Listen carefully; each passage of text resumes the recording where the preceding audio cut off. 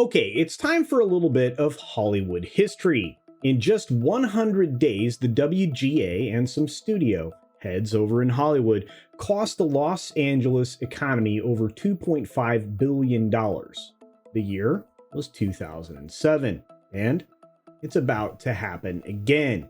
We're going to take a look at the impending strikes and what it could look like this year. And I say strikes because, yes, it could be more than one. Here we go.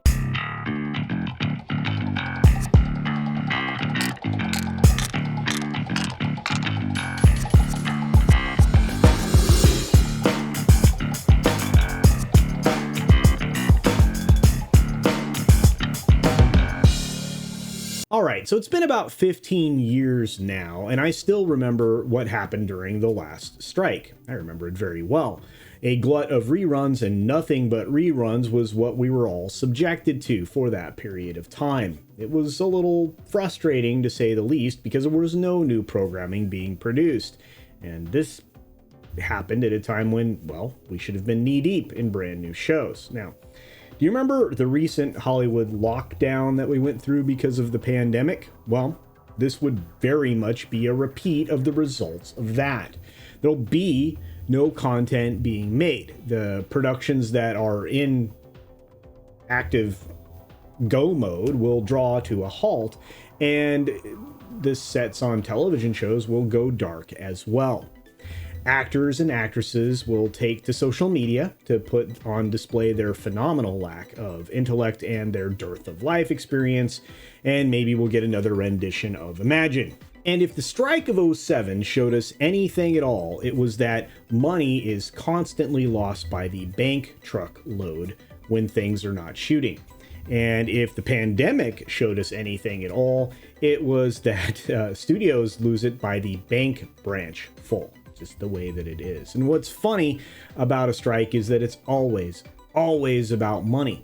This strike in particular, the studios need to cut costs, the writers need to make more money, they don't believe they're being fairly compensated. Some numbers seem to indicate that that may be.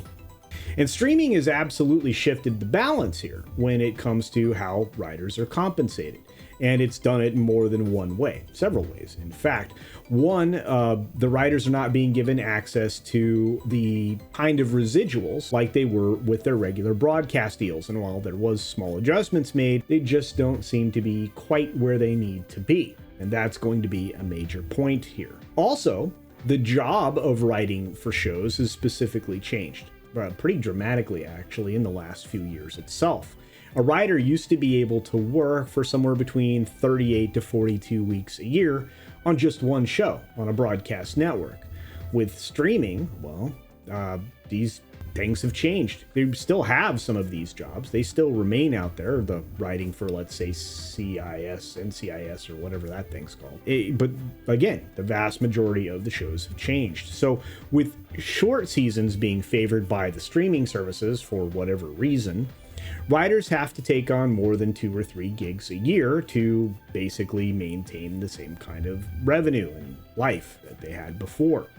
It also creates a lot of instability in those writers' rooms. So you don't necessarily have all your writers for the entire time because they have to jump ship to go to another gig. It also brings into the fold much less talent. There's less merit in a writer's room these days because there's so many more shows. And of course, we can go on and on and on about this, but that's not for this particular story. We can talk about lack of writer merit somewhere else. But the studios need to make their fledgling streaming services profitable, which they're not. They need to get this done the quicker, the better. And the problem is that they're very, very far away from profitability. Their ARPU, average revenue per user, we talk about that a lot here, is nowhere near the levels that it needs to be to provide any ROI, or return on investment, from the content that they're producing.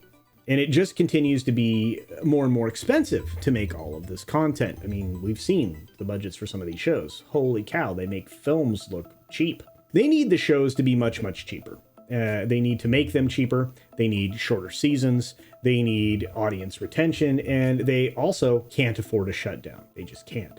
So the gaps between the writers and the studios are an ever increasing gulf. It's not going to shrink anytime soon, and the residuals are going to be the big argument this time. There could have been a good argument against show residuals increasing with streaming, except there's been a pivot to an ad tier streaming for most of these services, which will eliminate that argument with any good negotiator that's on the writer's side of the table. So, oops.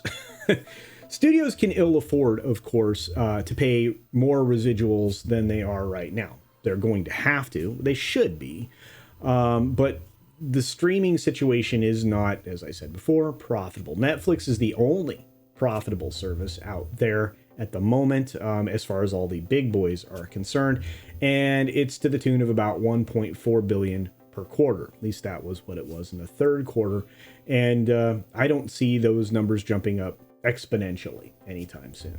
And honestly, I'll say it again, nobody else is pulling a profit from their streaming right now. So what would the residuals be to pay? Maybe Disney will be in that position, but Netflix certainly isn't. In fact, I believe they had to issue some refunds recently because they didn't sell their ad inventory on their ad tier. I'm not surprised by that, by the way. But there are a ton of guilds and unions that Hollywood has to deal with this year. And I mean that. They have to deal with them all the time, but they have to deal with the three biggies this time around in 2023. The SAG-AFTRA deal is up. The Directors Guild deal is up.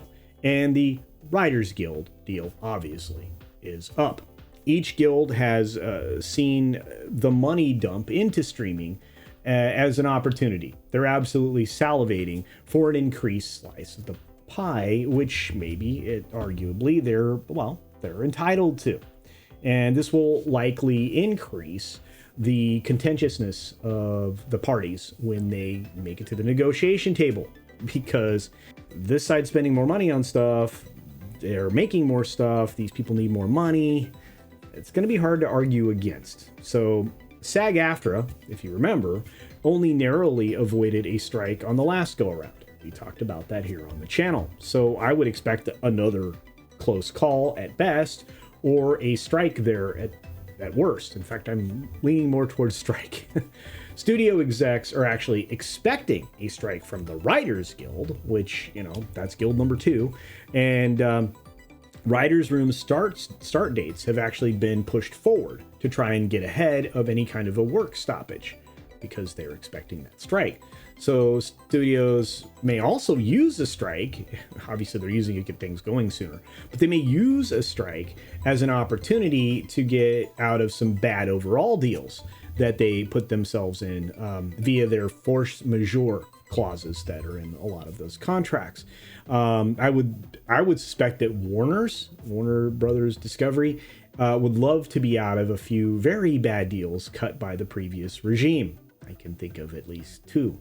And while the writers go on strike pretty regularly compared to the other guilds, in the history of the Directors Guild, which is the third one we're going to talk about, there's only been one strike, I believe, in its history. They seem to very much focus on only their little slice of things, and they negotiate quietly in the background for months in advance of when their contracts are due. So of the 3 biggies, I would say they're least likely to strike. They're also least likely to join with the other guilds in solidarity of a strike. So now let's get down to brass tacks here. A strike will most likely happen at least for the Writers Guild, possibly for the actors as well. Again, SAG-AFTRA, not real happy with the last situation. The questions are going to be, well, at least 2 of them. One will be, for how long is it going to last? And the other question will be, who's going to be the one to cave? Anything over 30 days here is a disaster for both the studios and the unions alike. Everybody loses there. I mean, ultimately, in the long run, it's better for labor, but maybe. There's a lot of maybes here. It's also a disaster, of course, as I mentioned at the beginning of this video, for Southern California's economy. It's going to hurt Hollywood badly. In 2007, I mentioned $2.5 billion gone. Let's see what happens this time around. And of course, an even bigger disaster, if you look at it this way, is if the strikes are staggered for for the two guilds, they stagger their strikes, with the writer strike going first and then resolving, and then SAG-AFTRA coming in later and striking. That would be the worst possible scenario for the studios, because they'd be like, okay, we got this done now, they can work, but these guys aren't going to work. We can't make anything still. That's bad. It's really, really bad. Time is going to tell here, obviously. And again, this is merely informational on my part. But I would fully expect another work stoppage. It looks like executives are expecting it. It looks like the guilds, the unions are expecting it. So again, it won't be unexpected. But this actually could affect these parties for months ahead. So we're going to have to keep track of it. And I'll definitely be keeping you posted as things happen or as some deals get resolved. I imagine the Directors Guild will get resolved and we won't have to worry about them at all. But I think we're going to see a work stoppage. But what do you think? That's the whole point, right? Do you think there's going to be a work stoppage? Is that likely? Do you think that the writers need an increase in their residuals, their residual revenue? And is it possible that two unions could actually strike in 2023? It's very possible, in my opinion. But again, what do you think? Please feel free to use the comment section down below. Let me know. And hopefully we can have a conversation about it here. Now, a lot of you, many of you, I should say, are actually in these guilds. I know a couple of people that actually watch stuff here, and I talk with or chat with regularly electronically. And I like I said, I'm curious what you think is going to happen and what you would support. I like those kinds of conversations. So let's use the comment section to do that down below. And of course, support other independent creators. We have people in the industry, people that are industry adjacent, that talk about stuff all the time on various channels here. Support them. Give them the like that they deserve on a good video. Give them the comments below to give their algorithm a little punch up. Make sure you turn on notifications so you don't miss anything. And share the content. I know that sounds crazy, but when you share content on your socials, it brings other eyeballs. And that's always a good thing. And with that, be sure to take care of yourself, take care of others, wash your hands, of course, because it's good hygiene. And until next time, bye.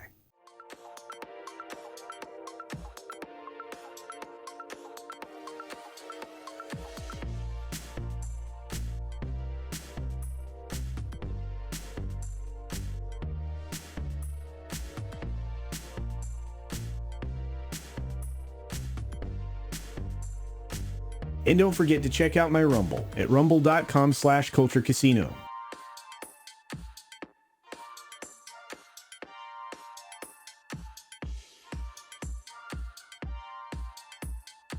Thanks for visiting today. Be sure you're subscribed and hit that for alerts. Yay! Of course, like and share all of the videos that you can, as it helps with the algorithm. Have a great day.